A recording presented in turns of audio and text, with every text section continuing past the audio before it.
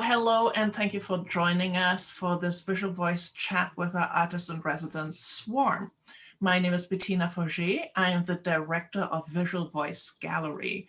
Visual Voice presents contemporary art that makes a connection to science. So we are an exhibition space as well as a site for research and creation. And during the pandemic, the gallery is serving as a studio space for artists in residence. This is our second chat with Montreal-based multimedia artist Swarm. Swarm's work combines cosmology, fiber art, sound design, and performance, both in the digital realm and in real life. In this conversation, we'll discuss how Swarm's residency is progressing and what she's been reading and how experiments are going. We'll talk about the beginning of the universe, the arrow of time, and whether the Big Bang was really silent. Welcome, Swarm. Thank you. Great to have you here. Happy to be here. So you work with fibers and with lots of different medias. Why don't you give us a really short recap of the kind of work that you're doing? Yes, I will just share my screen because I have. I'm working on a research creation practice called astrofibers, which is an artistic inquiry into astrophysical concepts, particularly the nature, structure, and materiality of the universe from micro to macro. It encompasses all mediums of art with a focus on traditional and contemporary textile methods.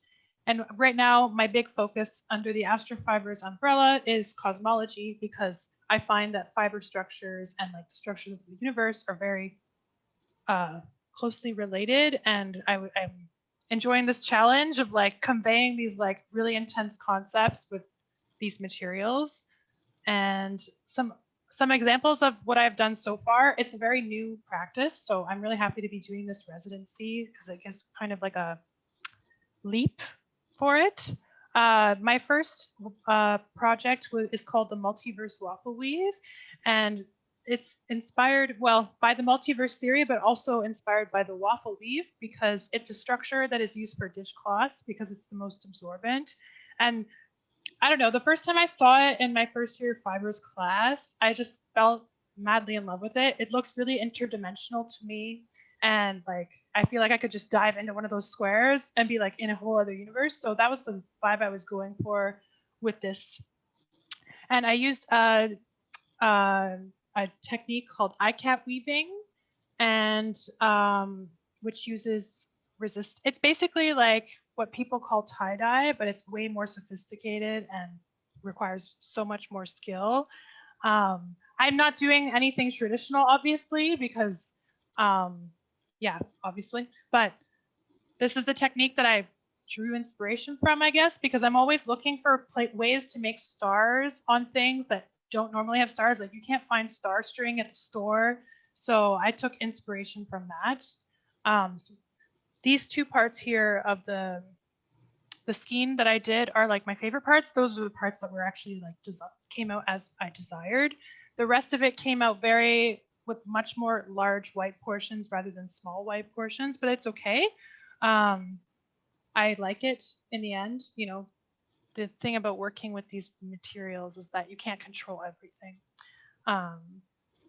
And this is me wearing it in a photo shoot I did with my friend Selena this past fall.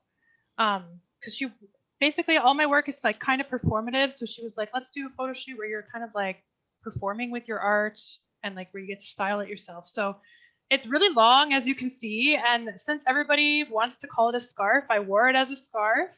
I don't consider it a scarf, but I'm still working on how to display it so that people don't see it that way. But this is just an idea of like, I made it really long because I find that when doing like fiber art about the universe, only doing a small piece doesn't do justice to the vastness of the concept alone and the universe.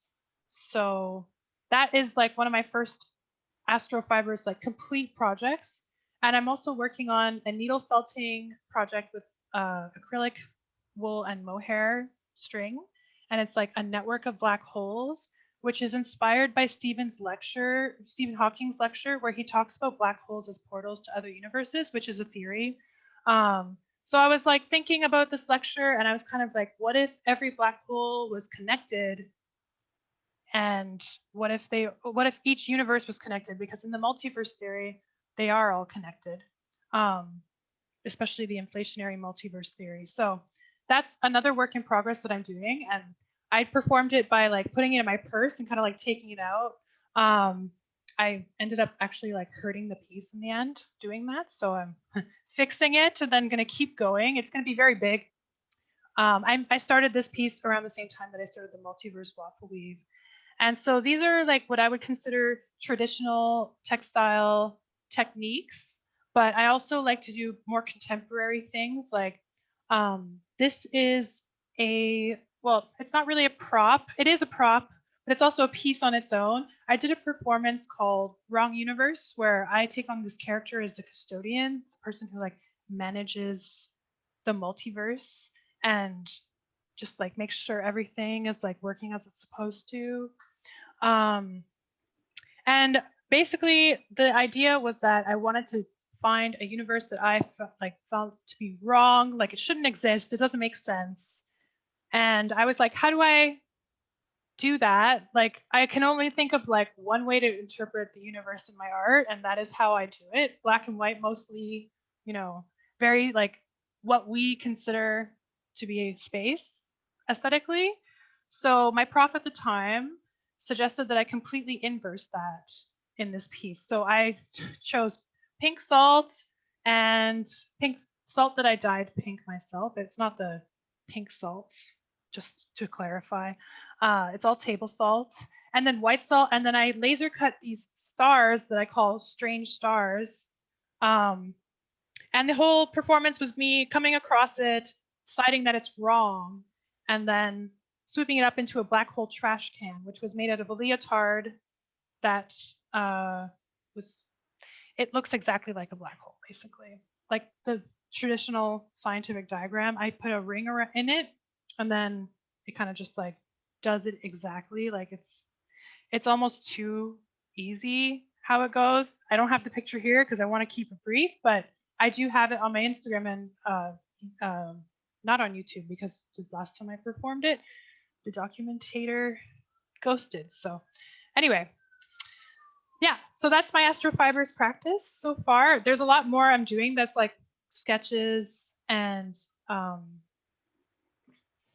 works in progress, but as we said, I went really into that into the last video, so the link is available.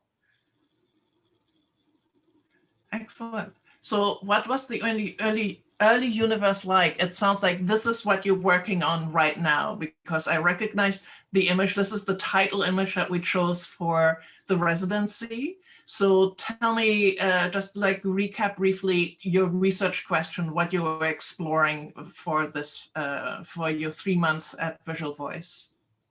Yeah, so when I got the opportunity to do this residency and write a proposal for it, I was like, okay, what is the most invigorating thing that I've been reading about lately? And I'm really becoming more and more obsessed with cosmology with every passing day, and especially the early universe. I attended an Astro McGill lecture of, I actually attended many Astro McGill lectures about the early universe. One of them was Black Holes at Cosmic Dawn, and the other one was Searching for Cosmic Dawn. And this whole concept of Cosmic Dawn is like just so beautiful already. So those lectures were in like the past 2 years. And over time, like I've percolated on them, and that's what ultimately led up to this residency and my fascination with the early universe and the Big Bang and how it all started, because it's like literally the start of everything that we know, even what we don't know. So it's a big topic, but inevitably this research question has led me to many research questions, such as what does the early universe sound like? And luckily for me, there is a book that specifically addresses this. And I am trying to work on a sound art piece that addresses what the book says. So I'm just going to read you this quote. So despite a promising name, the Big Bang was silent, a sudden burst of energy in which time and space began, forming the universe as it spread. With no space to expand into, there could be no medium around it into which sound waves could possibly propagate. But in cosmic terms, the universe was not silent for long.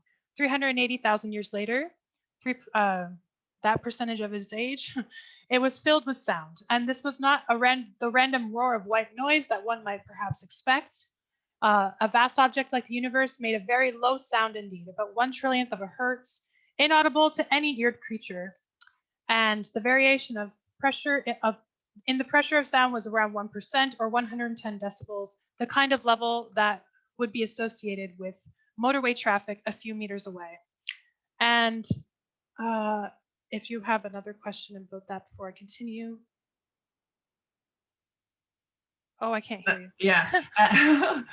Actually, so this is from The Story of Noise by Mike Goldsmith. So you're just reading a lot. I noticed that in the first half of the residency, as you were coming in, you came in with a lit review. This is one of the books, right? Yes, I have a whole syllabus, and I foolishly tried to add more books to my syllabus, but you always have to remember that this is not easy reading, and I'm a slow reader to begin with, so I'm not adding any more books to the syllabus unless, I'm going to post my final syllabus in the final blog post for the residency, because including online articles. Right now, I've just been sharing books. But there's also a lot of online article research that I'm doing that I don't necessarily post about, except for on Twitter. I'm posting all the online articles I read on Twitter or that I want to read. So if you are interested in my research, follow me on Twitter, Swarm Artist. Yeah, so would you like me to talk more about the sound exploration now, or would you like to? Yeah, okay. Go ahead.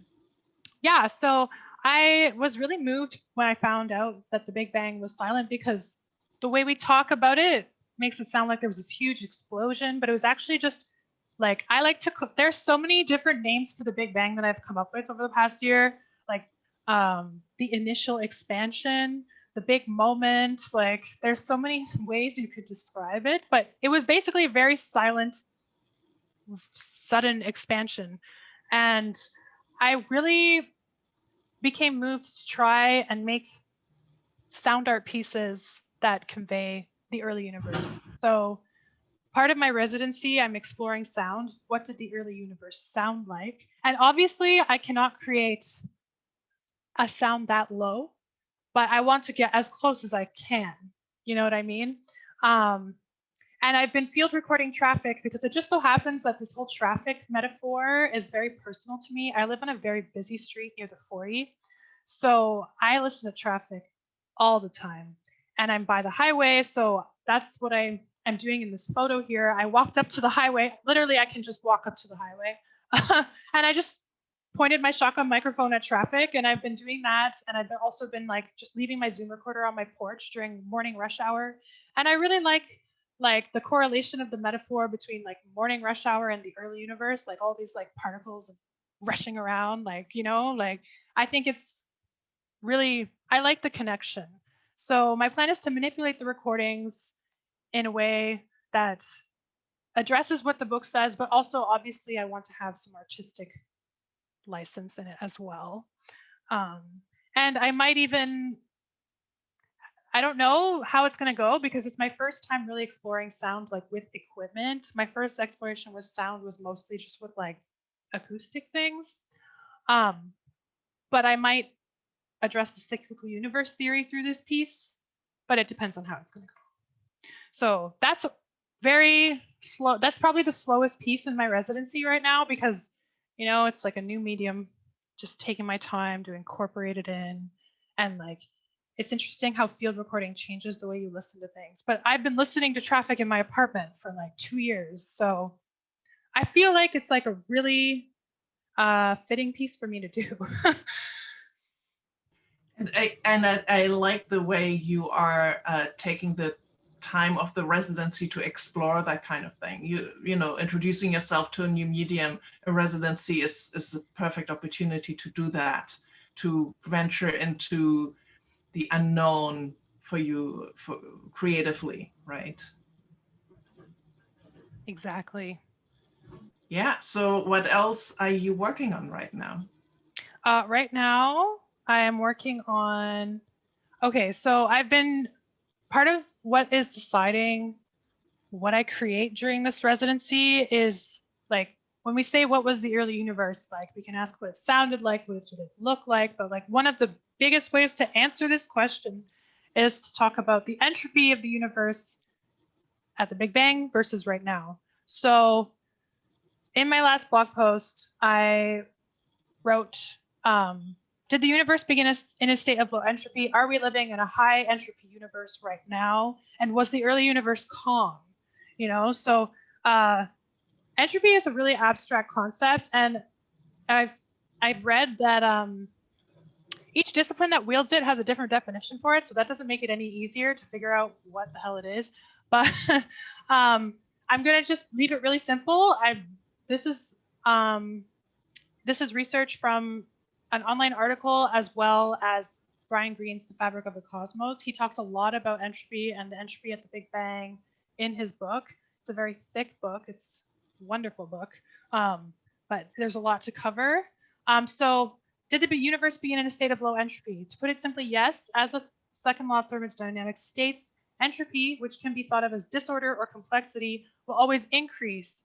Therefore, the entropy of the universe is always increasing. So yes, and this is also to say that the universe had a lower state of entropy and it has a higher state of entropy now. So it's not to say that like the early universe had like the lowest entropy possible. I'm not sure about that. I'm still researching, but I'm not making a claim that the early universe or that the Big Bang was the most low entropy you can get, because I'm not sure that's correct. But so this draws me to the conclusion that all of the artworks that I make should be like rather like low entropy, so like kind of minimalist instead of maximalist. So in sight and sound. So I'm thinking that the sound piece that I create will be very like drone vibes. And obviously right now I'm working on more minimalist works. So right now I'm also working on a piece about the cyclic universe theory, which is a model of cosmic evolution according to which the universe undergoes endless cycles of expansion and cooling, each beginning with a Big Bang and ending with a big crunch. It is also known as the Big Bounce theory or the oscillating model. And so I took a piece of ribbon, and I have reflective fabric or reflective thread that I'm using, and I laid it on top of the ribbon. I included a photo of it not with flash so that you can see what I mean. I sewed it on top of the ribbon with invisible thread, so that the lights could still shine through and that you wouldn't really see it. And I have a video of it on my apartment floor and walking in it. And like, this was a really pivotal moment for me because I've been working on it for like a month. So you can see like the expanding and contraction of the universe in that video. I'll play it one more time just for kicks. And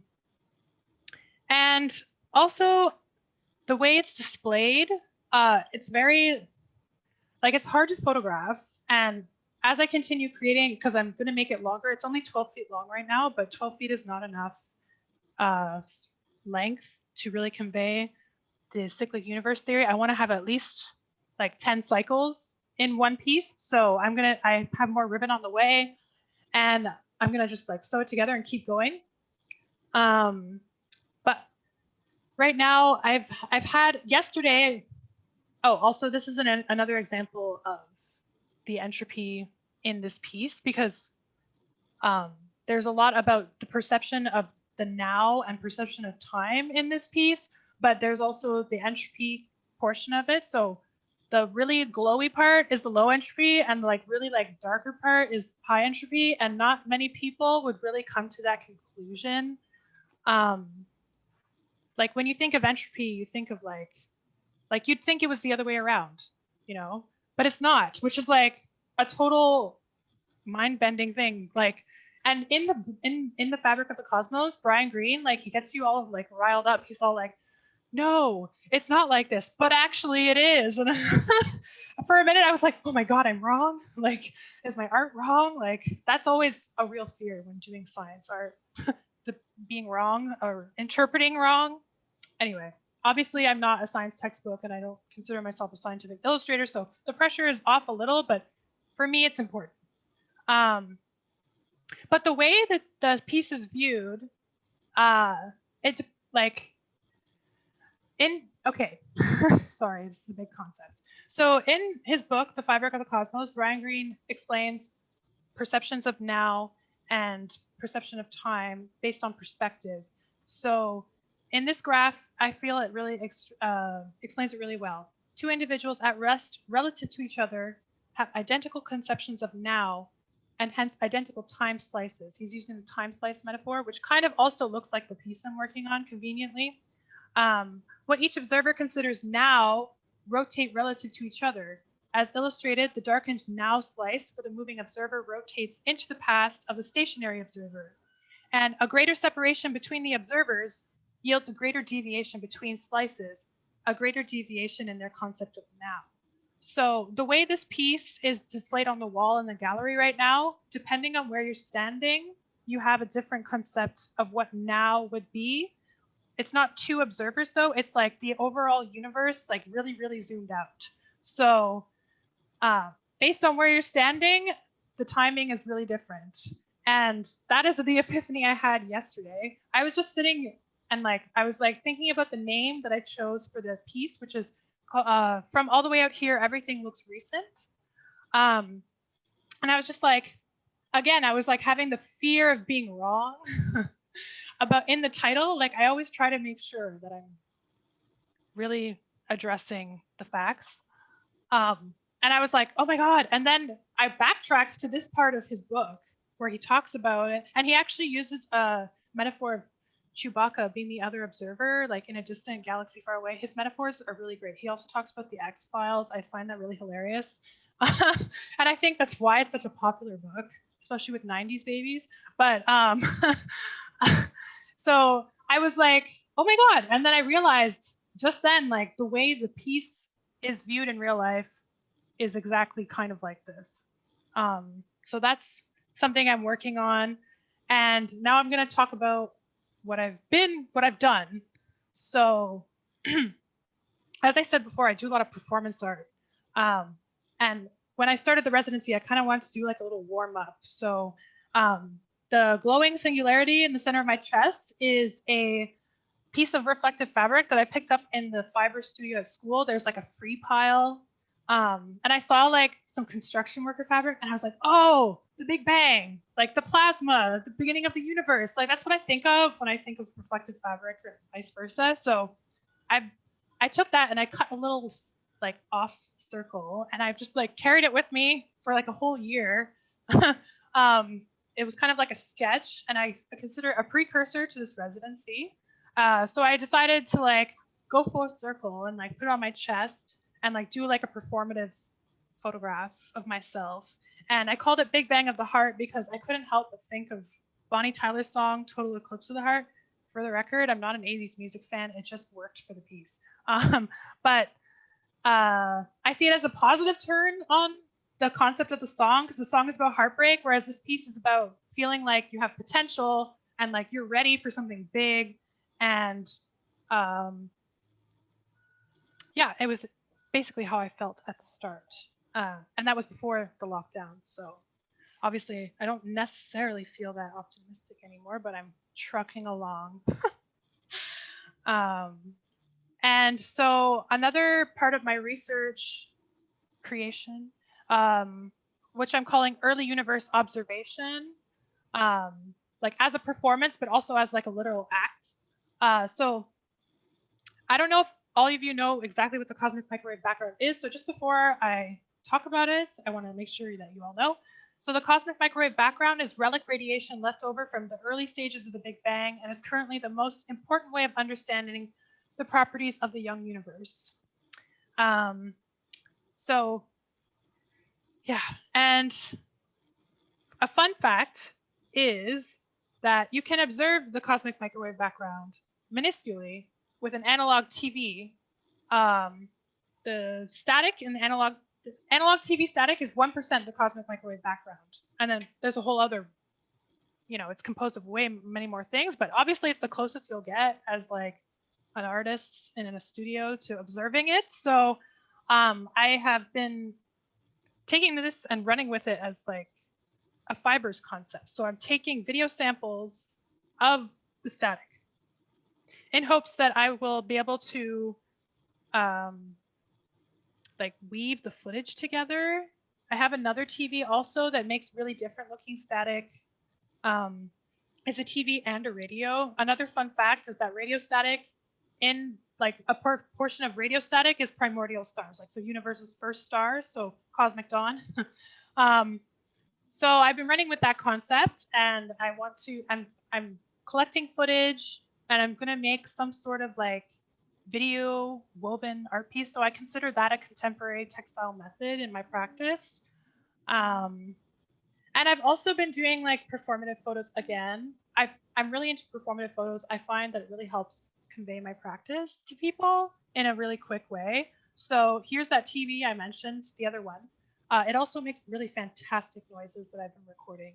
And as I turn the tuner, like the static just does all these amazing patterns. Like I've been recording it, and I'm excited to release something eventually of what I make. So another concept I've been doing with my performance stuff since the pandemic started is like I have a second life avatar, Multiverse Traverser 1, in this, which you can see here.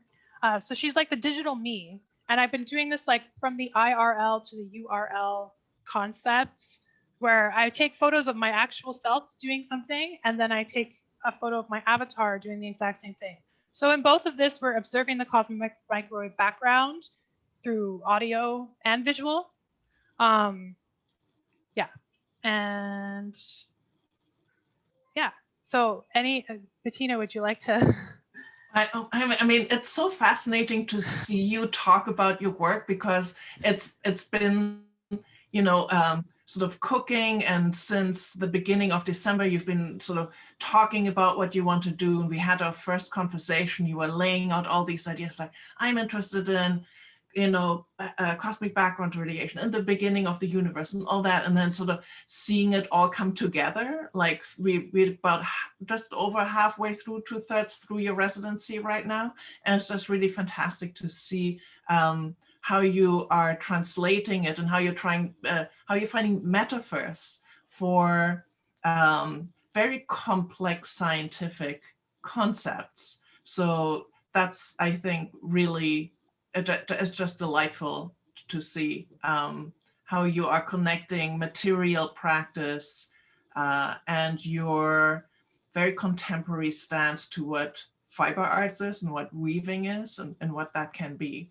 So you're not just pushing the sci-art connection, you're also pushing the medium or the media that you're working in. Thank you. So very, very, very cool. And I love those two projects that you have started with. So yeah, just keep going. And the reason I'm smiling is that I've been to the gallery where you're working now, and I've seen some of these pieces in progress, and seen those performative photos of you interacting and engaging with these pieces. It's just, that's why I can't stop smiling. It's just lovely. Yay! I'm glad that it's making you smile. That's really awesome. So if that's okay, I'll talk about my plans for the next little while. Yeah, go ahead. What you got cooking for? You got another month left at the gallery space. So what are you doing? So in one of the articles I was reading about the entropy of the universe, of the early universe at the Big Bang, I came across another fun fact, which was that the observable universe is between 17 centimeters and 168 meters in size at the start of the hot, dense state we call the Big Bang. So the smallest conceivable answer is about the size of a soccer ball. And I have this in this photo here, I'm posing with a sphere that I have been carrying around with me for years. It was a gift from a friend. I'm very into spheres. I got 2 more there. And I painted it as a universe. This was in 2017, so it's very old. Obviously, my way of painting stars has evolved since then. And I've been planning to paint it over and like update it. And I was gonna do it as a performance, like another like custodian performance where I'm like, this universe needs to be updated. I'm just going to wipe it out and make a new one, and which can be really like, there's a lot of ethical questions there, which is the whole point of that performance series and the custodian in general, because she's neither good or evil, she just is. And so it is about the size of a soccer ball. I did measurements and I found that 17 centimeters might be a bit too small to be a soccer ball, but I'm not sure because I don't have an actual soccer ball, but I was doing my best to measure like all the spheres that I had. But I kind of just went with my gut and was like, this sphere that I have is pretty much what I would consider a soccer ball. So I'm going to paint it over, and I'm going to figure out the composition of the plasma that was supposedly at the Big Bang, and like assign a color to each particle, and then do like dots, dots, dots, dots, dots, and then I'm just going to hold it. Like it's almost as if I'm literally holding the baby universe in my hands, and it'll really like put into perspective, because compared to how vast and huge it is now, like incomprehensibly, it used to be that small, which is like something I find really like if I was in a more emotional state, I would probably start crying right now. Like, so that's a piece that I'm working on doing right now. I'm trying to figure out. I'm trying to find a comprehensive list of all the particles that existed at the Big Bang. And I don't know if particles is even the right word. Atoms, whatever they were, I want to know the list, and I want to assign a color to each of them and have them all conveyed on this sphere. So that's one of my plans. And painting dots takes a long time, so it's going to take a while. But I'm really excited because I'm going to do them even tinier. Like one of the ways I said my way of painting evolved is that my dots are smaller now. It's tricky though because they're harder to photograph from far away when they're smaller, but you can't have it all. And another ongoing theme in my residency that I keep coming across in every piece that I do, like especially the cyclical universe one, is what is paraphrased as the problem of the now by that phrase comes from Brian Greene's Fabric of the Cosmos, but he's quoting this guy, Rudolf Carnap, who was recounting a conversation he had with Einstein on the concept of time. And I just really liked that phrase, the problem of the now. So I've kind of been running with it. And in his book, he talks about how like events, regardless of when they happen, from any particular perspective, just are. They all exist. They eternally occupy their point in space-time. There's no flow. So if you were having a great time at the stroke of midnight on New Year's Eve, 1999, you still are, since that is just one immutable location in space-time. And he goes on to talk about how it's hard to accept this description of time because we experience it with such a forward arrow and like the time, past, present, future. But when you hold it up to the cold hard facts of physics, it only exists in the mind. So I've been running with that concept, just doing creative responses here and there. This is one of my like watches that I'm doing. I like to call it it's kind of like looking at the universe from the Big Bang to present, as I see it. It also looks like a globular cluster to any astronomer. But even Steven Weinberg used a globular cluster on the cover of his book. Obviously, there's a reason for that, because it's a great way to convey the timeline of the universe in a non-linear form too. So I've been running with that idea with the globular cluster. And a globular cluster is basically a globular, like a spherical, not galaxy, but like cluster of stars. It's a spherical cluster of stars, and they occur within galaxies. But yeah.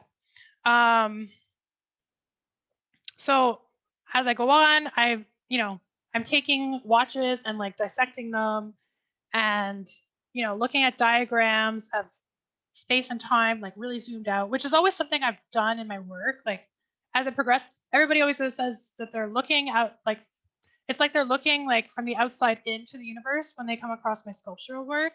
So I've been running with that concept as well. I recently made a watch out of the same material, the reflective material that I consider to be just like the hot Big Bang. So it's kind of like my Big Bang timepiece. I've been making several timepieces, and the clock hands, I think they're so pretty and they're so cool.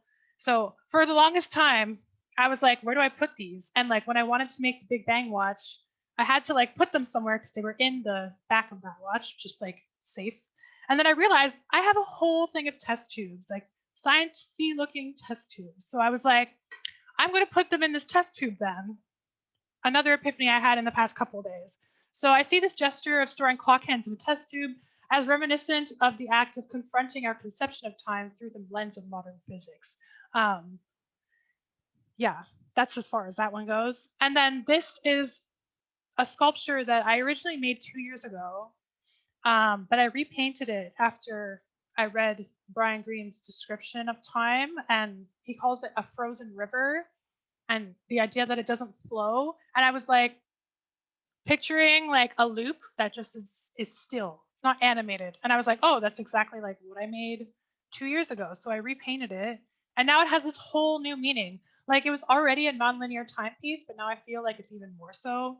And then I put like all the Big Bangs as a pattern on it. And for anyone who's interested, this is the portion of my residency syllabus covered to date. I'm posting the full, as I said before, I'm posting the full syllabus at the end, including online articles and everything, because I mean, if it were me watching this, I'd be like, what did you read? So I wanted to share. I really like letting people in on my process, on my learning curves, on all of it, because they're not easy concepts to just be like, hey, I'm doing art about this, and then leave it at that. Yeah, it's really phenomenal to see what you have been reading, because these are not easy texts, right? And we're thinking like, oh, artists, they do art, and scientists, they read complicated journal articles, but you do both. Yeah, I'm obsessed with books. I just dropped so much money on more books just about cosmology alone. So, and yeah, they're not easy reading at all. Like, for example, like Brian Greene's book, look how thick it is. All those post-it notes. Oh, and shout out to Simon. They gave it to me and they're here. But yeah, lots of post-its. Like I'll be on the metro and I'll get through like 4 sentences and then I'll be at my destination, just because it's not light reading, to put it simply. It's just not. And like this book, I just started, The Endless Universe, which is about the cyclic universe model. It's a lot thinner, so I'm hoping that I will get through it faster, but you never know, because A Brief History of Time, it doesn't look intimidating, but once you read it, oh yeah, but once you read it, it's like, it took me, I think, a year on and off reading to actually finish the book. I finished it during the first lockdown, and when I finished it, my breath was just taken away. And I was like, I'm so glad I stuck with this book, because so many people start it and give up on it. And that's how it became a coffee table book. And like, but it's really worth sticking with. So if any of you have ever tried to read it, pick it up again. Just don't give up on it, because yeah. Yeah, it's a phenomenal book. Yeah, I also made it through, but it took me a long time. And you can't skip sections because it's sequential, right? Like every chapter builds on the previous chapter. So you really have to do the slow, deep read to make sure that you really get it. Mm-hmm. And I have a pretty terrible attention span because the internet destroyed my brain. So I've been reclaiming that in a way, like the ability to read. Because before I started really using the internet, I was just like a bookworm. And then I stopped reading for like years, like probably like almost a decade. And now I'm reading again and I'm like really excited, and I forgot how much I love books. And the books I'm reading are different. I'm not reading as much fiction, mostly just like really like hard to comprehend cosmology books. Was this your last slide? Because you can just stop sharing, then we'll just go back to chatting. Yes, yes. Cool. Unless there's a question that you want me to address. I mean, yeah, I mean, I have a couple of questions for you before we open it up to the general audience. So what strikes me about the kind of work that you're doing is that you are kind of really relying on concepts, because even astronomy has images. You have, globular clusters, you have beautiful spiral galaxies and nebulas and planets, but cosmology, it's really just the physics, the math, and then you have to find inspiration. So in your process, do you find more inspiration in the text that you're reading, or is it more the materials, or is it kind of a trade-off of both? It's definitely a trade-off of both. That's basically how the astrofibers thing started, is that I started noticing that, like, I think the original moment was there's this supercomputer simulation known as the cosmic web, but it's also called the Millennium Run, and it's like dark matter distribution throughout the universe. But it's like, it basically looks exactly like, let me think. There's a type of fungus, it's like a stinkhorn, and it has this like veil, and it makes the same pattern. So that's the same pattern as the cosmic web. In fact, astronomers are observing slime mold to help them understand the cosmic web, which is really cool. It really speaks to the from micro to macro thing that I am addressing as well. I don't feel I've adequately addressed the micro part yet, but I have a whole life, so and it's definitely a lifetime commitment, because it just requires so much time. In the image, like, each yellow dot is a galaxy, and it's like there's not a lot of yellow dots, but there's enough of them, and like it looked exactly like what felting wool looks like up close. And like that was like kind of like one of the moments where I was like, oh. And then like all these metaphors, like the fabric of the cosmos, space-time fabric, like there's so much fibers and textiles metaphor in physics already. So it wasn't really too hard to make that connection for me. But yeah, sometimes it's the material first and the research second. Sometimes it's the research first and then the material second. But I often find that it's never really one first or the other. They kind of just like are symbiotic. Yeah, and it seems interesting that even the cosmologists themselves use metaphor in describing the processes of cosmology. And, the Big Bang is a metaphor, the fabric of time is a metaphor. And that's even the scientists themselves that are getting pretty creative with their wording just to be able to get their message across. And you're taking it a step further and going like, well, I can actually make it a material practice, and then giving you things to look at and to contemplate. And, there's these concepts, even the concepts of time and what now is, it's also really philosophical. I mean, and this is really where it gets interesting, where physics kind of steers back into the humanities, just because cosmology is basically, so adjacent and overlapping with the philosophy. Yes, exactly. Which is why I really feel like I need to read more philosophy texts as well. Maybe even take an intro to philosophy class just to get me in there, because I feel like that's better than just like jumping in. Especially when it comes to Immanuel Kant, because he was also an astronomical thinker, right? Like, I know a lot of people, I don't know why, but a lot of people have problems with some of his claims or something. I don't really know the extent of it. More reading to do. But yeah, like in one of my favorite books, The Discovery of Our Galaxy by Charles Whitney, he talks about Kant a lot and his contribution to modern science. And nobody really thinks of Kant as like, an astronomy guy. They think of him as strictly a philosopher. So I think that's really cool. Yeah, I mean, he talked about aesthetics. Kant had like a wide variety of interests. So he touched a lot of different fields of thought. Makes him one of the great classics, but that also makes him sometimes completely incomprehensible. I of course read him in German, and let me tell you, it's no better. Oh, maybe that's the problem that people have that I remember saying, because, anyway. Yeah, he makes up a lot of his own vocabulary just to be able, in a way, he has the same problem that you do, right? It's just the thoughts are so big and it's so abstract that sometimes even you don't have words. So he makes that or repurposes vocabulary. You can do that easier in German because the language is like Lego and you just put things together. Nice. But in the English translation, I think something gets lost or it just makes it a little harder.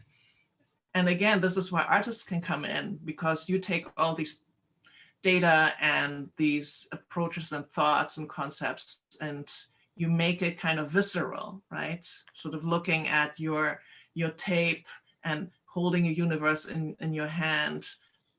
That sort of makes it more real and in a way more democratic, making cosmology maybe a bit more accessible to more people.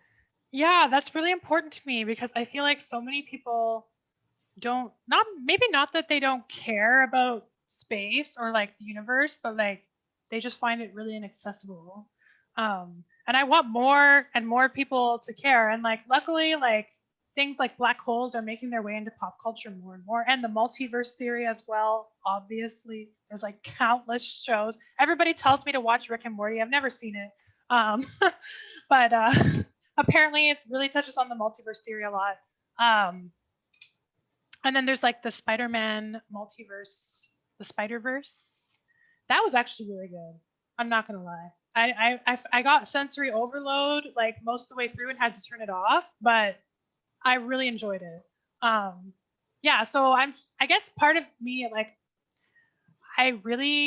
another thing that's important to me, and I don't mean to like trash any folklore or whatever, but I find that my generation is way more concerned with astrology than they are with astronomy and astrophysics. And I just really want to bring another voice to the table. And because that's all. I'm going to stop there because I feel like it's really easy to step on toes without wanting to or intending to. So yeah. Yes, I'm a hobby astronomer, and sometimes that question becomes more like, what is your sign? It's like, no, telescopes, not horoscopes. It's a different thing. Yeah, I know how you feel. I mean, it's one step of the way there. They know constellations, so yeah, that's good, right? The interest is there, and the love for space is there. And exactly. Then, and what your work does, it makes it as accessible as astrology makes space accessible. Exactly, that's my goal. Like, because I feel like, I personally went through a rebellious phase where I was like, I don't care about space, because my dad is a telescope designer and an amateur astronomer, does astrophotography, and like space was always around. Like I look at a telescope and I think childhood, It took me a while to really like adopt that into my identity as a person. But like I kind of just wanted to be like everybody else, not thinking about space too much, and not being too much of a nerd. But then I realized I'm a huge nerd and I love being a nerd. So now I'm just like, no, I'm going to make this look really good. In cosmology, I mean, as nerd goes, that's all the way up there. Yeah. I only wish that Stephen Hawking could see my art, but he never will. Somebody else. He didn't get to see the black hole photo either. We'll get it in front of somebody else. Yeah. Maybe we should get some questions. If our audience members have any questions, you can also just use the chat. Something sort of sparked your interest or was unclear or you want to expand on, just don't feel shy and ask away. But Yeah, and in the meantime, I'm just, gotta say that I'm really fascinating with like the momentum of your work, and that those that tube with the little hands of time in there. It's just there's a lot of poetry also in your work that is really simple, and you're saying you're minimalist, and that's really elegant, right? Being able to say a lot with just a few little things, because you leave the interpretations so open. And I think that is what's important in contemporary art, is that you leave enough space for the viewer, for them to have the beholders share, that they come in and they come in with their own interpretations and their own feelings. And you don't sort of spoon feed people with like, this is what you're supposed to think, this is what you're supposed to learn. And especially in sci art, it can become so didactic that you're feeling like you're in a science museum and you're like, okay, but where's the art? I learned everything about cosmology and here's all the numbers, and but like, where's the art? Where's the poetry? And you're really bringing a lot of poetry. Thank you. I'm really happy to hear that, because that's something I've been working on for quite a long time. And my art was not always so minimal. Like I used to do like really like I think my old art is tacky. I'm just gonna say it like that. There's no nice way to say it. I think my old art is tacky and corny, kitschy, and a lot of people said that to me in critiques for a while, and I got really offended. But now I'm like, they were kind of right. Like, so I've been working on that aspect of my work too. And obviously with cosmology, it's really easy to be minimalist, because even though it's like a really maximalist concept, it's like it can only be, well, I don't think it can only be portrayed through minimalism, but I think it's probably one of the simplest ways to do it. And I find that with making art about this stuff, it's really, you have to simplify the concept too, because just in one scientific concept, there's all these specifics and like, oh, but also this, but also this, but also that. Like it's really complex, but you kind of have to just like in all these books, for the sake of complexity, they tell you to disregard so many things so that you understand a basic concept. That's kind of what I do in my art as well. That makes a lot of sense, because scientists do that.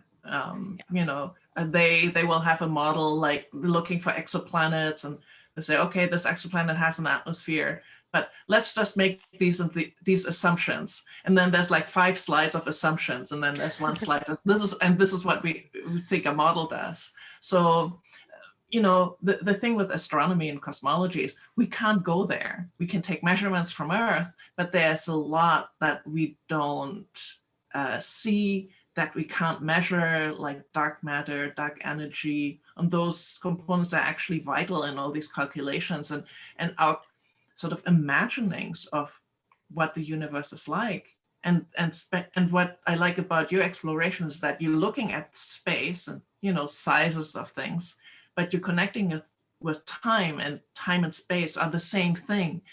And in our human experience, it's definitely not the same thing. So I really love that you are connecting those 2 components, because the universe is space-time, right? You're stretching one, you're stretching the other. Exactly. So abstract. Sometimes I feel like I still don't get it, which is kind of funny. And like, I actually felt better about that, because I watched Jenna Levin interview Roger Penrose for his, like, I guess she posted it. I don't know if she did it, the interview with him as the Nobel Prize winning, but like she posted it around that time. And she was like, people always think scientists know everything, but we always have to go back and check. We never remember anything, like, because there's too much to remember. And I was like, wow, we're not so different after all then. Like, especially with physics, probably. Like, there's no way you could just have it all there. Well, and everybody works on their super specific field, right? Exactly. And somebody who works in string theory may not know a lot about dark matter or background radiation, and it's so honed in. You're such an expert, you go deep, you don't go wide, right? And what you're doing in your residencies, you're also going a little bit wide. Like you're doing a lot of reading, but then you're focusing on like a couple of ideas, and you pull the thread, part of the pun, of like, this idea, I'm going to explore this. But just to get sort of the lay of the land, you also have to read Stephen Hawking, who just gives you that survey of, and this is how the universe works. You know? Yeah.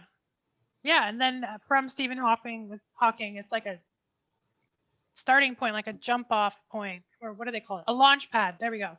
A launch pad to like other books. Because Stephen Hawking's book is like really mainstream. It's the one that people think of the most, but there's so many other ones. And I've learned this by, every time I'm in the science section at Indigo, I get too excited. I'm like, oh my God, there's too many books. I have to leave right now, spending like $200. Like, so easy.